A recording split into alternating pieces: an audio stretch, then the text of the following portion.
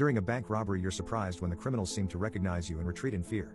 Only later do you learn that your high school sweetheart now runs a global crime syndicate and has you placed on a no-harm list. You decide to pay them a visit after all these years. The one day I need the ATM to work without issues is the one day the damn thing ate my card.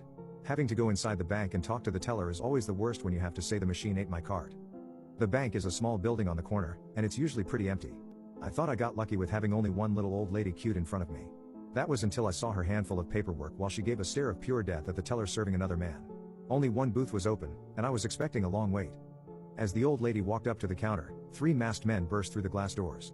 I turned to see them all holding weapons. 1 shotgun and 2 small submachine guns. Instinctively, I threw my hands in the air in sheer terror. "Every single one of you FS get on the ground. Now," shouted the man holding the shotgun while the other 2 men straight out darted for the teller's booth. I hit the floor harder than I did, falling off my bike in grade school. My eyes are closed, my cheeks feel the cold marble, and I'm just praying they don't ask me for my wallet because it's empty. "Oi! Maggot! Give me your effing wallet before I put a hole in your effing chest," he shouts as I hear him cock the shotgun. Fuck. Fuck. I reach slowly around to my back pocket and begin pulling out my wallet as demanded. Before I could hand it forward to give to the crook, he snatches it out of my hand and opens it. He's pulling everything out, from my Medicare card to my royalties cards and library card. I hear something hit the ground, and I jump. It was heavy from the sounds of it. I was too scared to open my eyes because the guy pointed his shotgun at me. Then I hear him muttering, "OF, OF, OF, OF" over and over and over. He just keeps muttering to himself. "We're effing dead. She'll effing shoot us if she finds out we did this," he says to himself softly. He suddenly drops everything and puts an opaque cloth bag over my face, and I hear him backing up. "Roger, Shane, we need to leave. Now," he says with a quick panic in his voice. "Like F we do. This stupid cunt is opening the safe. Why are you acting like you have a gun to your head? Stop backing up, find your balls, grab that shotgun, and help us out, you dipcrap," shouts one of the crooks behind the counter. "No, you don't effing get it. We need to go. Now," he shouts more adamantly. "Forget the effing money, drop your effing gun, and run like it's your last effing breath, because if Taylor finds out what we did to a bank that Alan Jeffries was in at the time, we'll all be wearing a pair of concrete shoes in the river before the 6 o'clock news." His voice is quickened as I open my eyes to my wallet, now closed and in front of me with all my cards nearly piled up on top of each other. "Bullcrap. This can't be that Alan Jeffries. Not a hope in hell," shouts one of the crooks behind the counter, as he hurls himself back over and grabs my wallet and cards. I shut my eyes again. Suddenly, there's another loud thud, this time right near my head. "Shane. Get a effing move on now. We're leaving. Leave everything here. Fucking run," shouts the crook next to me as I open my eyes again to see my wallet in front of me yet again, with a submachine gun sitting next to it. I look up and can clearly see what the crook is wearing. A black ski mask and blue overalls.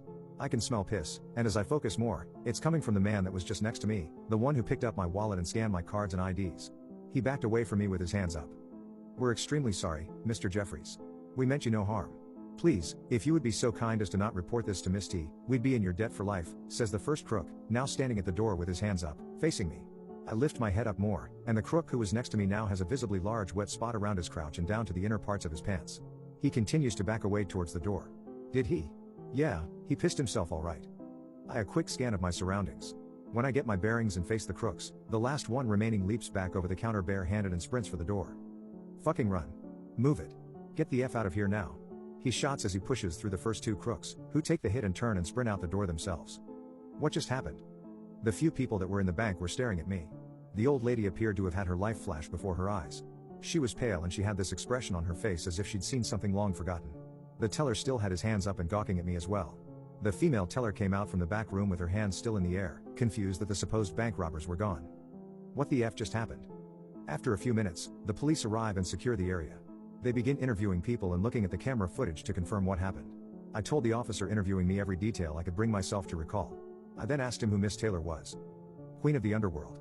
No man, woman, or in between has the strength to stand up to her. She's referred to as the Spider Queen. Nobody knows who she is or how she got her name, but every criminal in any sort of criminal network knows her, and the second you ask about her, everyone goes silent.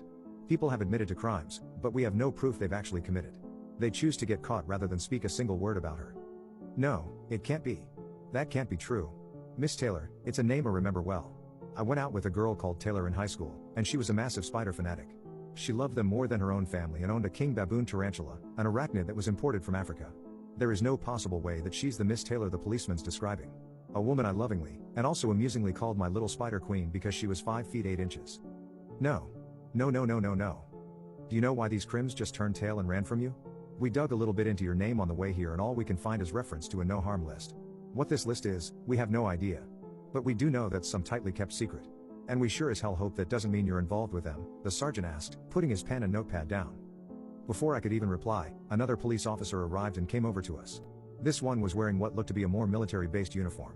Kind of like those official ones you see on TV. Sergeant Peters? I'm Commander Alex Kepler. I'm here on orders from Commissioner Davis to take Mr. Jeffries into protective custody as of this moment, he says while he holds out an enclosed envelope stamped, Spider. Mr. Jeffries, do you have all your belongings with you? Asks the commander. He stretches his arm out for a handshake. I do, thanks. Can you tell me what's going on? I ask, responding in kind to his gesture. He guides me towards the door without saying a word. As we exit the bank, we walk towards a single black car, its windows tinted as dark as the night sky. You couldn't see through it even if you used halogen lights. The commander opens the door and tells me to get inside it. Once seated, I'm greeted by a man in a suit, black aviator sunglasses, and an earpiece. He turned to me, and I knew I was being digitally scanned. Or at least, it felt like he was eyeing me from behind his. Please enter the vehicle, Mr. Jeffries, says the commander. I look at him to see him sweating slightly. I nod, sit down in the car, and the door closes. Without a chance to even strap my seatbelt on, the car takes off, and I slide along the leather seat and bump into the man I want to call the Terminator. I pretended that wasn't embarrassing and moved over to my spot. What's going on? Who are you? I ask, frantically stretching the seatbelt over me. Miss Taylor wishes to speak to you, Mr. Jeffries. It would be rude to ignore her requests, he responds. The way he said it was like him telling me I had no choice. Who is this Miss Taylor, and what the FK is going on?